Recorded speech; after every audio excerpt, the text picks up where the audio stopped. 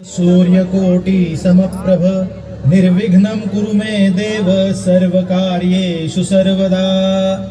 श्रीमन्महागणाधिपतये नमः। गंगा गोदावरी पूजनम। हात जोडून प्रिया नित्यंतांश्च स्वस्तिं ब्रुवन्तु नः। पुढील पैकी 3 नावांनी डाव्या हाताने पळीने उजव्या हातात पाणी घेऊन ते प्राशन करावे। आचमनम। ओम केशवाय नमः। ओम नारायणाय नमः। ओम माधवाय नमः आणि चवीला अर्पित करावे।